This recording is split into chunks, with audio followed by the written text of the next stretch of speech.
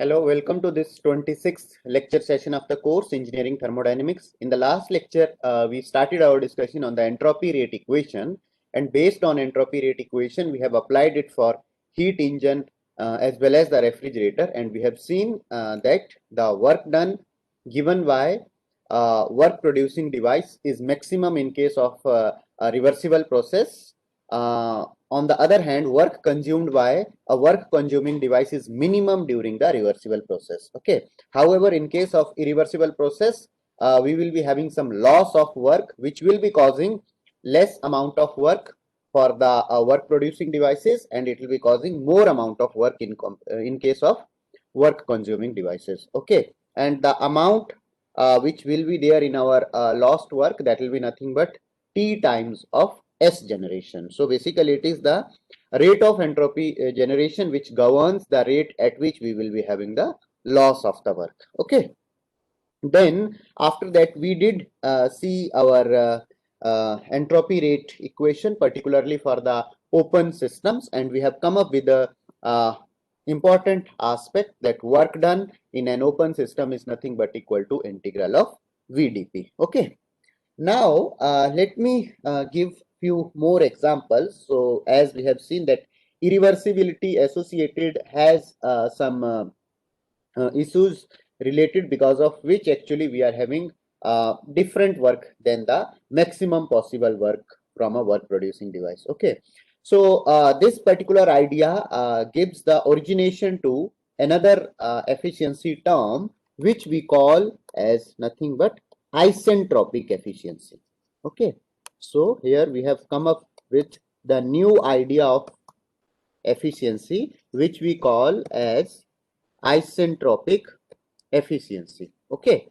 So what is the meaning of isentropic efficiency? We define isentropic efficiency as nothing but equal to work done in so I can say that actual work done. So actual work done is nothing but work done in irreversible manner divided by work done in isentropic manner. Okay. So this is how we define isentropic efficiency for our work producing devices. Okay.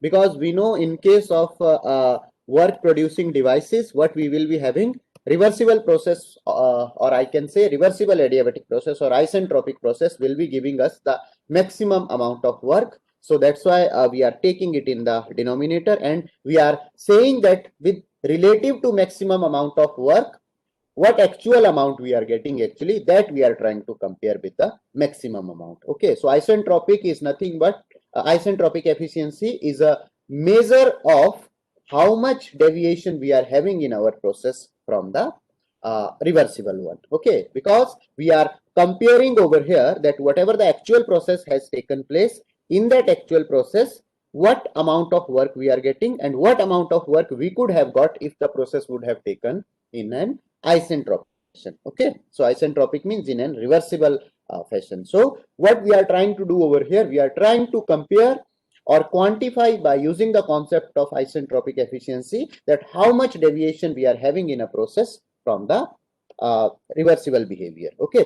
So similarly, we define isentropic efficiency as nothing but equal to W reversible divided by W actual, and this formulation is actually true for nothing but our work consuming devices. Okay. Why? Because work consuming devices will be consuming more amount of work in irreversible fashion. So because of that, over here our reversible work will be less. So as in order to keep the efficiency less than 100%, we are taking this definition as W reversible by W actual. Okay.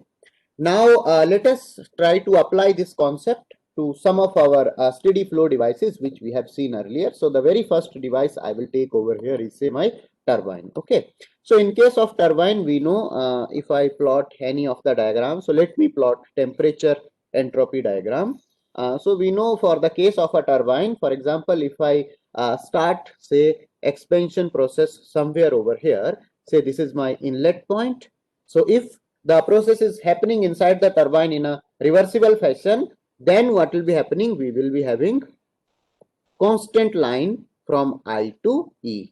Okay, and during this process we will be having Si will be nothing but equal to Se. Okay, and we know that the amount of work which is done by the turbine. So now if I consider in reversible fashion, this amount of work will be, because in reversible process fashion our process will be isentropic, so work will be nothing but equal to enthalpy at point I minus enthalpy at point E. So how I am writing this, WR is equal to HI minus HE. This is something which you can obtain from our steady flow energy equation, because turbine is a steady flow device once you are taking the assumption that kinetic energy and potential energy are negligible. Okay, then so this is our reversible process.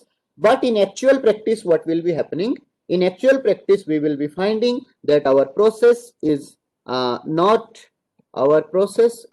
actually completely reversible. Rather, we will be having certain amount of generation of entropy. Okay, so obviously when irreversibility will be coming into the picture, we will be having generation of entropy. So if it means, if we are having the generation of entropy, it means that entropy at point exit will be more in comparison to entropy at the inlet. Okay, so this is a very important point. When we are having generation of the entropy, always we will be having more energy at the exit in comparison to the more entropy at the exit in comparison to the entropy at the inlet if our process is adiabatic. Okay, because we are not having any flux of entropy because of the heat transfer. Okay, so in that case, because entropy generation is always a positive term, so that's why Se has to be greater in comparison to Si. Okay, so now let me say that if the process is happening in irreversible fashion, then I will be finding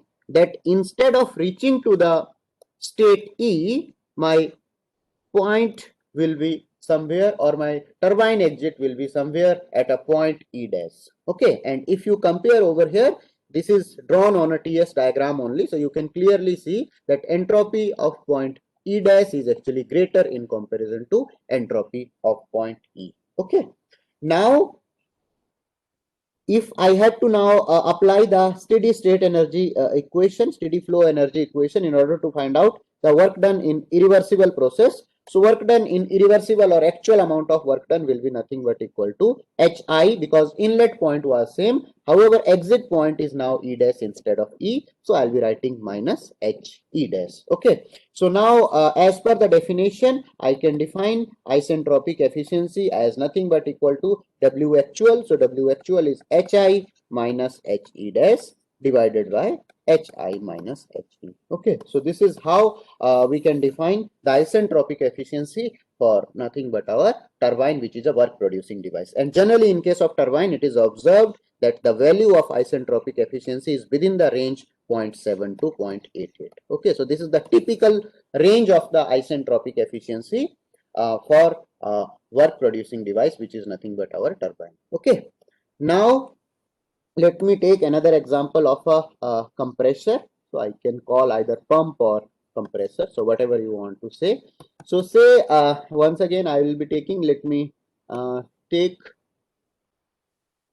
TS diagram once again. So I'll be taking TS diagram over here, and in this TS diagram let me consider that this is my starting point. So I am considering it as pump, because now I am trying to compress the saturated liquid. So obviously what I'll be finding that I will be having this as my isentropic process from I to E. So work done during this process will be nothing but equal to W reversible as HE minus HI. Okay. Now if I say that my process is happening in irreversible fashion, so obviously once again inside the pump also process is adiabatic, so we are not having any flux of entropy due to heat transfer. So we will be having S generation due to the irreversibility, which is a positive term. So that's why Se dash will be greater in comparison to Si. So I'll be finding some final state in irreversible fashion which has shifted towards right. So I am finding some point E dash over here. Okay, and now if I have to calculate irreversible work, so irreversible work will be nothing but HE dash minus HI. Okay, and in this particular case, if I have to define isentropic efficiency. So that will be nothing but He minus Hi, because over here reversible work will be less, which is it's a work consuming device, so reversible work will be less, and because of the irreversibility we have to supply more amount of work in order to overcome the effect of irreversibility also. Okay, so we will be having over here He minus Hi divided by He dash minus Hi. So this is how we define isentropic efficiency for the pump. And if we are having our pump and compressor once again of the rotary type, then our range of efficiency remains almost same as we have observed in case of turbine. Okay, now another important steady flow device we have seen, our nozzle. So in case of nozzle, we know that what happens basically, we allow some gradual contraction of our cross section, and here our pressure head gets converted into velocity head. Okay, so in this case what will be happening, I will be finding that my exit velocity VE over here. So in this case also we say that inside the nozzle we are not having any heat transfer, so Q dot is equal to 0 over here, and also we don't have any work interaction, so W is also equal to 0. Okay, so it means our process inside the nozzle, if we consider that it is reversible as well as adiabatic situation, then process inside the nozzle will also be nothing but our isentropic. So if the process inside the nozzle is isentropic, so from point I, if I am going to point E, so this will be my inlet state and this will be my exit state. Okay, so say point number E. So this is when we are operating in reversible fashion. When we are having irreversibility associated, at that time what will be happening, instead of E, I will be reaching to some point E dash, and my SE dash will be greater in comparison to SE. Okay, so because of the irreversibility, what will be happening, for example, say because of due to the irreversibility, we are getting velocity at the exit as VE dash. So VE dash is nothing but velocity of the fluid stream at the exit of the nozzle, and VE, let us consider VE is the velocity at the exit when we are having actually reversible situation. Okay, so here because of the irreversibility, we will be finding that the magnitude of VE dash will be less in comparison to VE. So because of that, in case of nozzle, we define isentropic efficiency because the desired output from the nozzle is velocity head or amount of velocity whatever we are obtaining at its exit. Okay, so what we are having, the velocity at the exit is actually less when we are moving in irreversible fashion in comparison to the velocity which we have obtained in reversible fashion. Okay, so because of that, what will be happening, isentropic efficiency will be nothing but equal to VE dash square divided by 2, so which is a representative of kinetic energy per unit mass at the exit. So actual kinetic energy per unit mass at the exit divided by reversible kinetic energy whatever we could have obtained. Okay, so because our desired parameter is nothing but to obtain high velocity, to obtain kinetic energy, so that's why we are taking the ratio of two kinetic energies, one is actual and one is reversible. Okay, so this is how we define isentropic efficiency for a nozzle, and typical range of isentropic efficiency for the nozzle is from 0.9 to 0.97. Okay, so this is the typical range of isentropic efficiency. Now till this point we have discussed about the concept of entropy rate equation for the open systems. However, we are having one very important process in case of open systems which we call as nothing but our transient process. Okay, so let me define now the entropy equation for a transient process. So what will be happening for a transient process? We know that the general form of entropy conservation equation is nothing but summation of Q dot by T plus summation of Mi dot Si minus summation of Me dot into Se. Okay, so this is our entropy because of heat transfer, this is entropy because of mass, and we will be having some S dot generation term. So this is entropy generation, and this is equal to D into S, entropy change of control volume with reference to time. So if we are having actually transient process, then obviously our ds by dt will be changing within the control volume. Okay, so let us consider that at t equal to 0, our thermodynamic state of the system is 1, and at so we are having some transient system and open system where at t is equal to 0, our thermodynamic state was 1, and say after time t, our thermodynamic state of the system is nothing but equal to 2. Okay, so what I have to do for the transient process, if I have to determine how much amount of change has happened, I have to do integration. Okay, so I'll be integrating this equation from point so I can write it from 0 to t. So summation q dot by t into dt. I have to do integration over the time in the interval 0 to t plus summation mi dot si and this has to be integrated over dt from 0 to t. Similarly, exit stream has also to be integrated. Okay.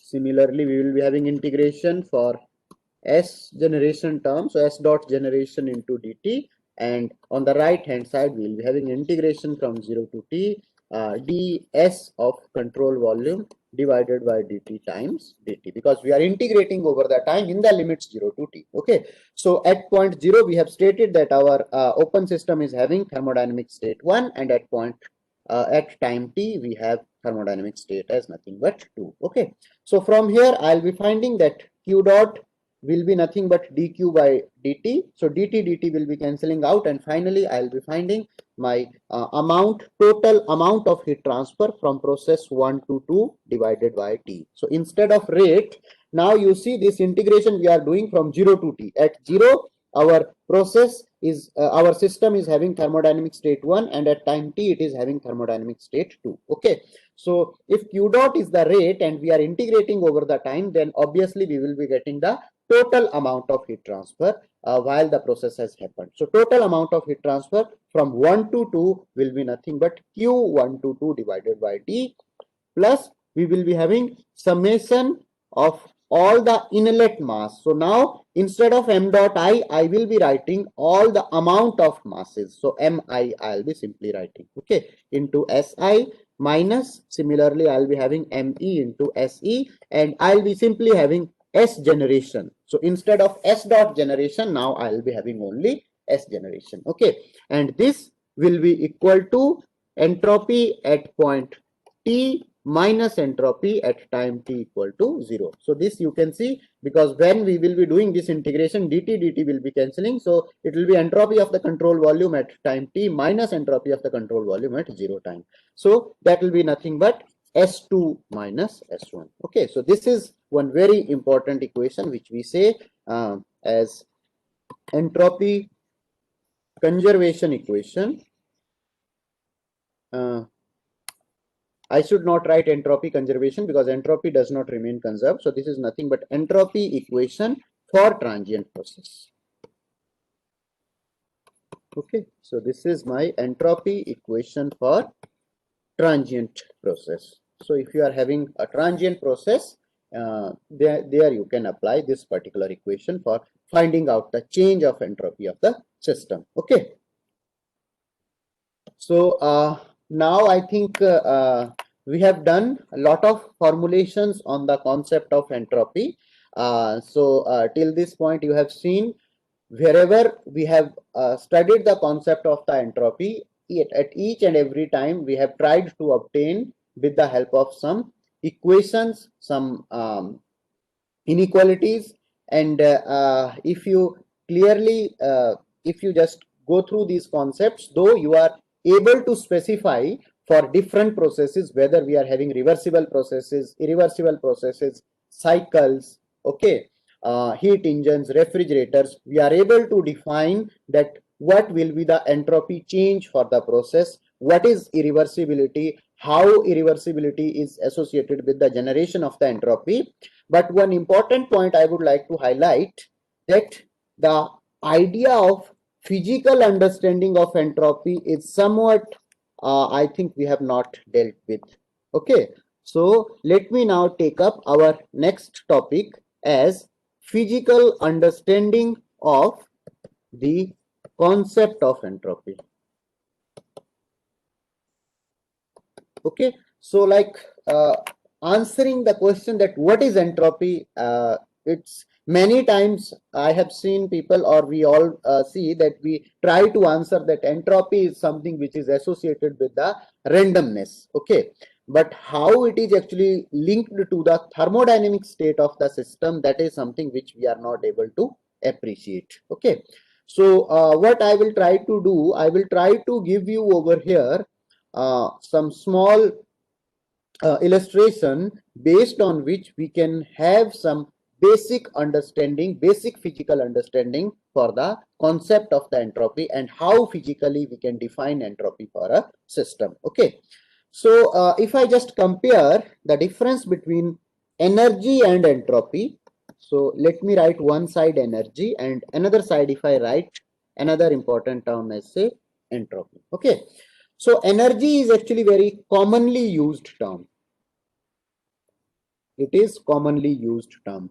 Rather, entropy is actually used by a very specific group of people. So energy is something which is directly related to our daily life uses. For example, we all use electricity, we all use fuel for cooking purposes. Okay, similarly we use electrical energy for getting hot water, etc. So every time, though energy and entropy are nothing but, if we see fundamentally, these are the relative terms only. Okay, but as we are using the term energy in our daily life, so we are able to appreciate the idea of energy in like more definite way. For example, if I talk about kinetic energy, immediately thing will be clicking into our mind that we are talking about something in motion. Okay, if we are saying about potential energy, always like we will be coming to know that it is something which is associated with the change of elevation, change of height. When we are saying about chemical energy, it will be coming to our mind, okay, it is something which is associated with the chemical bonds. Okay, so as we say that it is the energy nothing but stored in the form of chemical bonds. We are Similarly, we are able to relate the idea of thermal energy, sensible energy, latent energy. Okay, because it's a more commonly used term. Wherever, if I talk about entropy, we will not be able to say in that confident manner and definite manner that what basically or how basically entropy is related to a typical physical situation. Okay, so let me give you one small example first. So let us consider that we are having a cup of coffee. Okay, so if we are having a cup of coffee which is at temperature say Tc, and this Tc temperature is greater in comparison to surrounding temperature. Okay, so this is my one system. So my first system is that I have a cup of coffee and this coffee is actually hot because its temperature, the temperature of the coffee cup is more in comparison to temperature of surroundings. Then if I take another situation where once again I have a coffee cup, but now its temperature is equal to the temperature of surroundings. Okay, so that is say my second situation. Now, can anyone answer which out of these two will be having more probability of occurrence?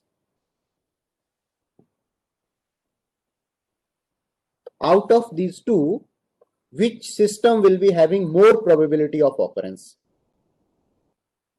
So two. So Yes. The second. first one. Two. First. Second. Yeah, so I Second. think majority of you have answered it correctly. Second. So what we are having in first case, like obtaining the probability of getting this particular situation is actually very means it's less in comparison to the probability of having a cup of coffee which is at the surrounding temperature. Okay, so it means from this particular point we can say that the concept of entropy has something to do with probability. Okay, so it means the concept of entropy has something to do with the concept of probability, because over here we have seen that in case of second situation, the probability of occurrence is more. If probability of occurrence is more, it means it is having nothing but more entropy. Okay, so here we are having more probability, of occurrence, more probability of randomness. So there we are saying that we are having more entropy. Whereas in first situation, because its probability of occurrence is less, so we will be having less entropy for this particular situation. Okay, so from this example, we have come to know that entropy has something to do with the concept of probability. Now, let me give you one idea. So we are having one equation. This particular equation says that S is nothing but equal to K times ln of W. Okay, so we are having one equation, and this equation defines the absolute value of entropy. So this particular equation defines absolute value of entropy, and in this particular equation what we are having, this K is nothing but our Boltzmann constant. K is Boltzmann constant, and this W represents the some number, and that number we call as nothing but our thermodynamic probability. Okay, so over here what we are having, we are having a term W, and this term W generally we refer as nothing but our thermodynamic probability. What is the meaning of this thermodynamic probability? Let me define over here. Okay, so what I want to say, generally when we are having a system, we define some thermodynamic state for that system. Okay, so we define some thermodynamic state for the system. Okay, and that thermodynamic state we define at nothing but macroscopic level. So whatever the thermodynamic state we define for the system, that is at macroscopic level. So what we will be having, we know that at macroscopic, whatever the property we are able to perceive, for example, its pressure, temperature, internal energy, enthalpy, whatever the property we are able to feel at the macroscopic level, each and every property is contributed due to the molecular activities. Okay, so we are having number of molecular activities, for example, molecular rotations, translations, vibrations, etc. A number of molecular activities are there, which are actually contributing towards averaged value of the property at the macroscopic level, which helps us in defining the thermodynamic state of the system. Okay, so now it means that if I have some fixed thermodynamic state, corresponding to this fixed thermodynamic state, I will not be having any single order of molecules. Okay, so single order of molecules or atoms. So the meaning is that whatever the property we perceive at the macroscopic level, that property can be obtained for a number of molecular arrangements. Okay, so this is one very, very important point. What I am trying to say over here, that for a system thermodynamic state, and that thermodynamic state we try to define at the macroscopic level. Okay, and obviously at that macroscopic level, whatever the properties we define, whether pressure, temperature, internal energy, enthalpy, entropy, all are having actually unique value. Okay, but all these properties are contributed because of the molecular motions. Okay, so as all the properties are contributed because of the molecular motions, so we know that molecules are not having very single ordered kind of activity. Rather, we will be having a number of molecular arrangements which will be contributing to a single thermodynamic state at the macroscopic level. Okay, so this is one very, very important point, that we will be having number of molecular arrangements. So numbers of molecular arrangements we will be having, which will be contributing to a unique thermodynamic state at the macroscopic level. Okay, so whatever this number of molecular arrangements we are having, which are contributing to the unique thermodynamic state at the macroscopic level, that number we call as nothing but W. Okay, so if for any system our value of W is 1, so it means we are only having single molecular arrangement. So we have single molecular arrangement which gives origin to a unique thermodynamic state.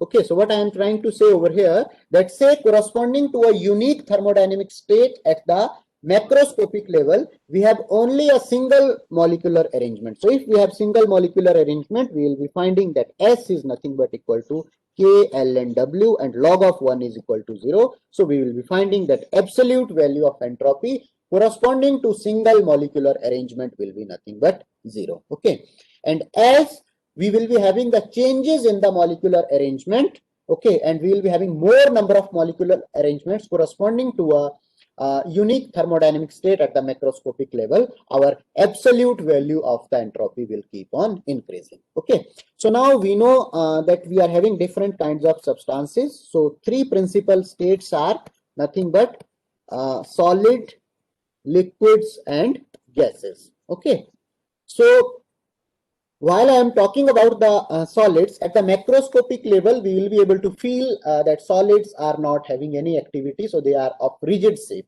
Okay, but at the molecular level, if we show, these solids will also be having certain molecular vibrations. So because of the molecular vibrations, it may happen that at a given state, one molecule is say at some another location, second molecule at other time, and the same molecule at some other time, when our overall thermodynamic state of the system of the solid is not changing, but molecule is actually shifting its local position, okay, because of the molecular vibration. So it means that solids are also having multiple arrangements, so solids are also having some entropy. Okay, but if we talk about the molecular motions will be most dominant in case of gases. So that's why gases will be having the highest entropy.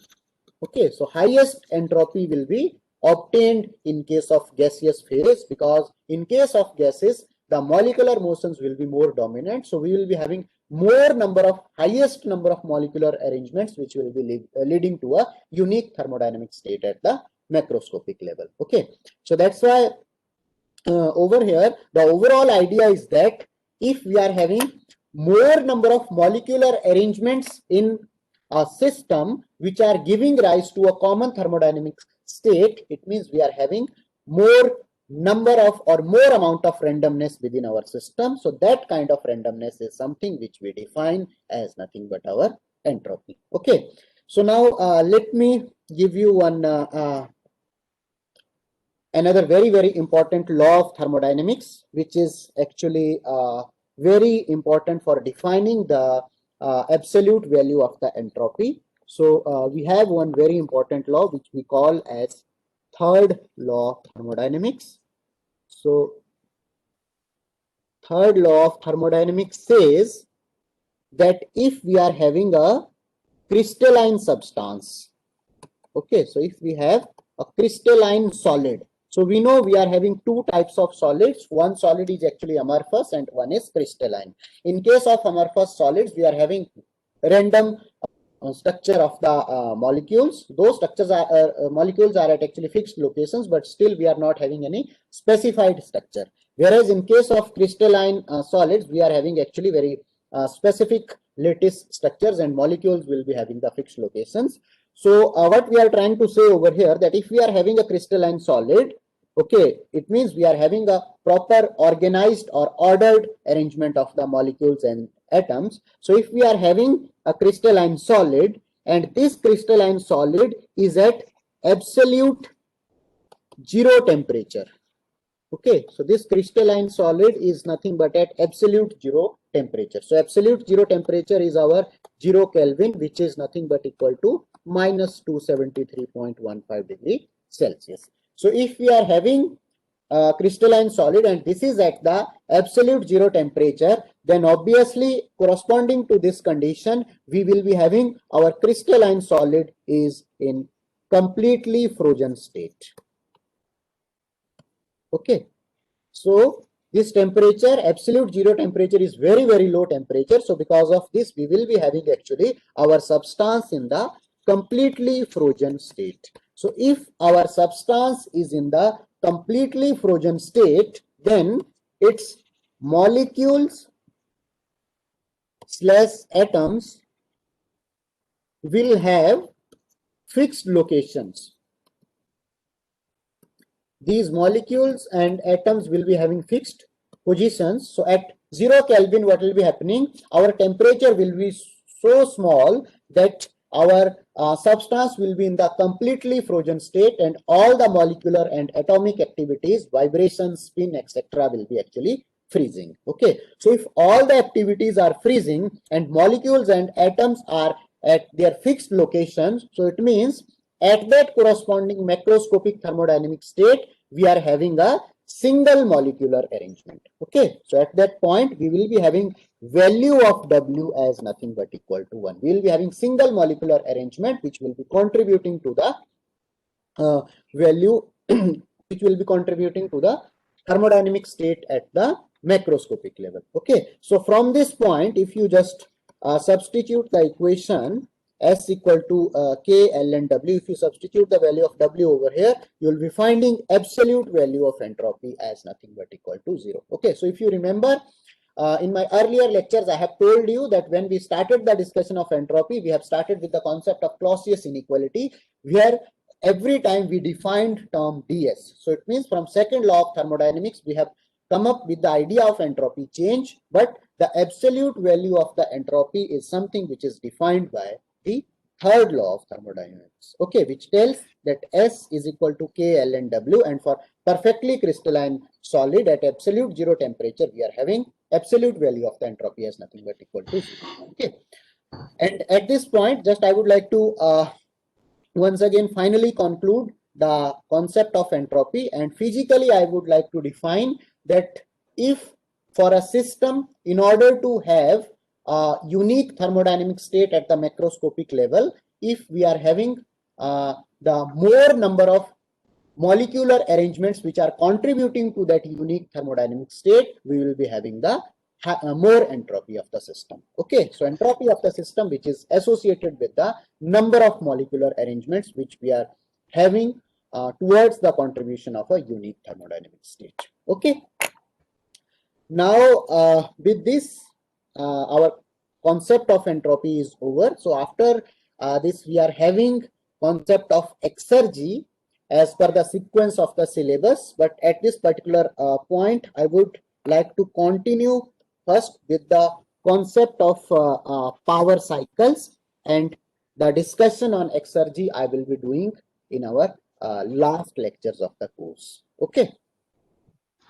So let me now start with another important topic, which is actually discussion on power cycles. And we have now different kinds of power cycles. So power cycles are nothing but our all heat engine devices, work producing devices we call as our power cycles. Okay. Now in case of power cycles, I have already told you that we have different kind of power cycles available. For example, we are having one here, we are having the combination of different steady flow devices which we have operated. Then we have one more kind of cycles where we have taken the piston cylinder arrangement for producing the work from heat. So these two arrangements we have seen earlier, but these are not the only arrangements. Apart from these also, we may have large number of arrangements by using which we can produce work from the heat. Okay. But what I will try to do once again, we are having the different working mediums depending upon the mechanical or physical arrangement of the system. So the commonly used working mediums we have seen earlier while we did discussion on the Carnot cycle. We have air and water. So while our working medium is water, then we call our cycles as nothing but vapor power cycles, which operate in the two-phase region. And while our working medium is air, then we call our power cycles as gas power cycles. Okay. So in this particular discussion, first I will be starting with the concept of vapor power cycles. Okay, and gas power cycles we will discuss after knowing the concept of vapor power cycles. Okay, now one more important point I would like to highlight over here. While we will be dealing with the power cycles, we will be talking about ideal cycles.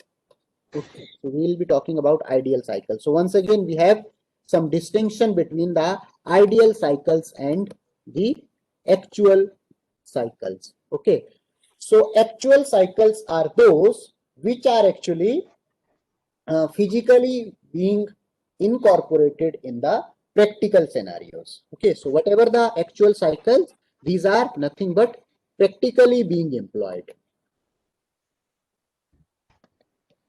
Practically being employed.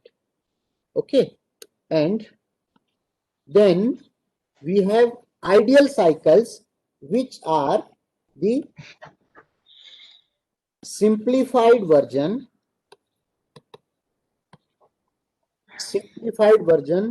of actual cycles, and it assists in thermodynamic analysis.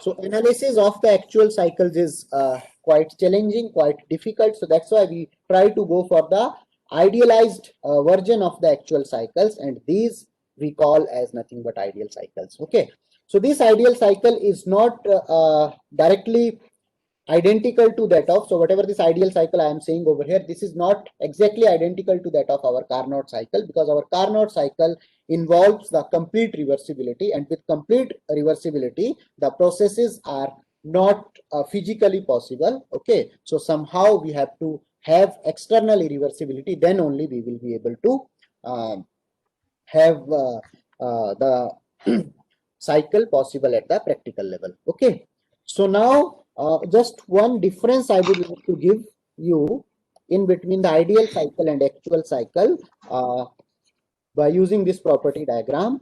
So let me say that if I have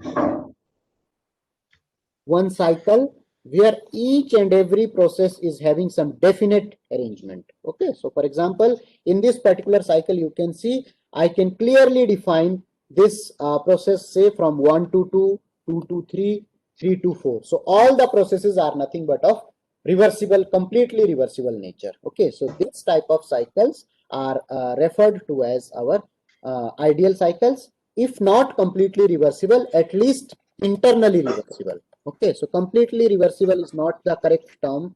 Whatever the cycle I am referring to over here, actually the correct word is internally reversible. Okay, so if we have a cycle which is actually internally reversible, so internally reversible means externally we may have some irreversibility, but within the system of the cycle we are having actually all the processes as reversible. That cycle we call as nothing but our ideal cycle. So this is our ideal cycle where we are having internal reversibility. Okay, and this cycle is actually easy to analyze. The corresponding actual version of this cycle will be something like this.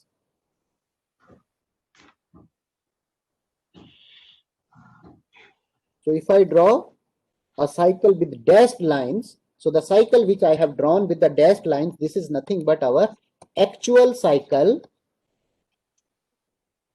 under the practical conditions.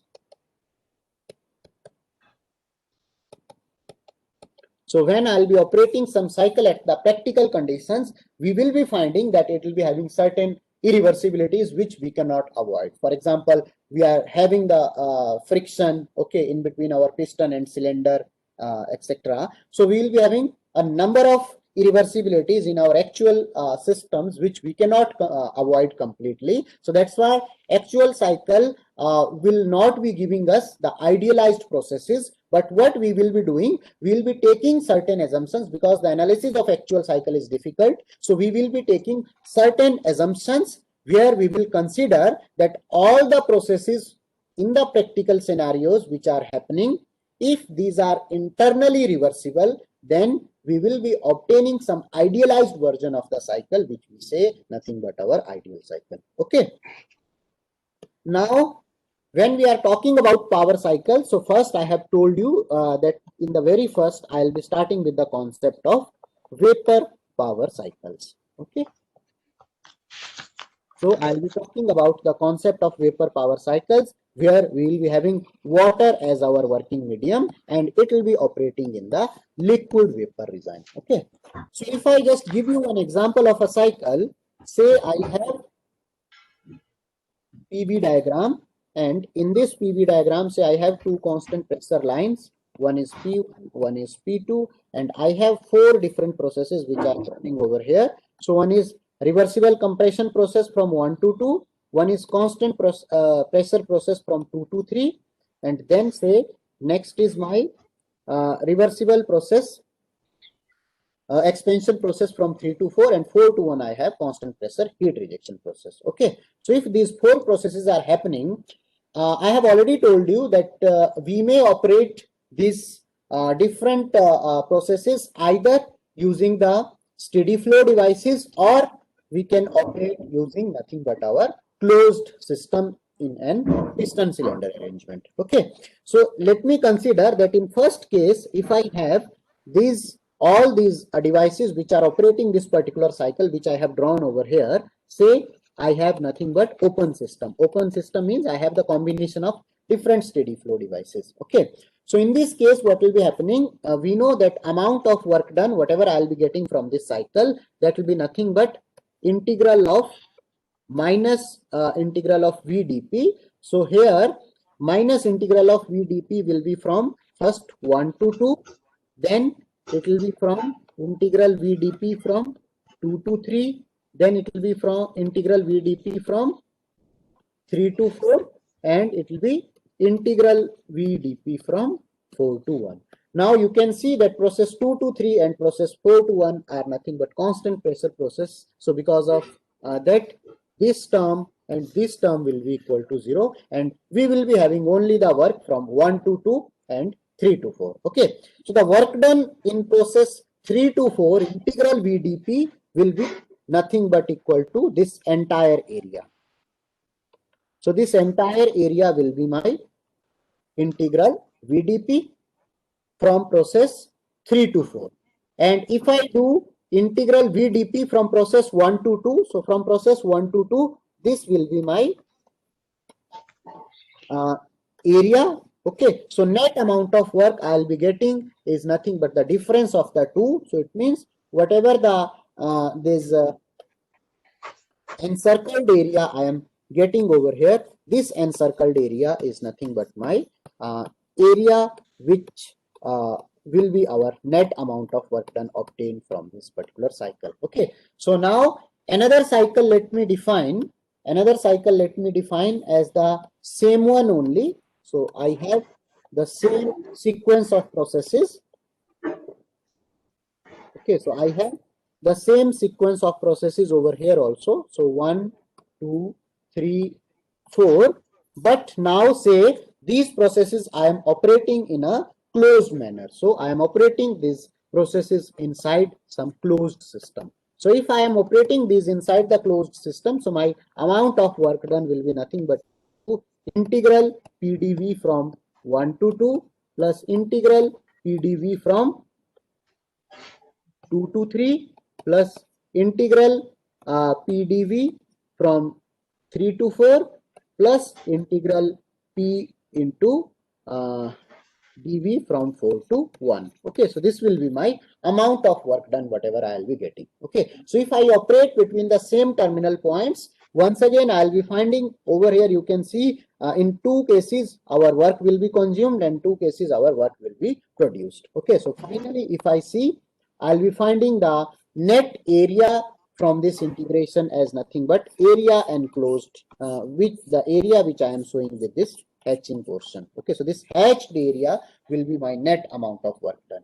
So one important point we can see over here that we can operate the cycle in number of different ways. Okay, so either we can operate the cycle by using different combination of steady flow devices, or we can operate the cycle in a piston cylinder arrangement by using a closed system. Okay, so in each of the case we will be having different formulation of the work, but ultimately if we are operating between the same terminal points, we will be having same amount of work produced. Okay, so this is one very important point.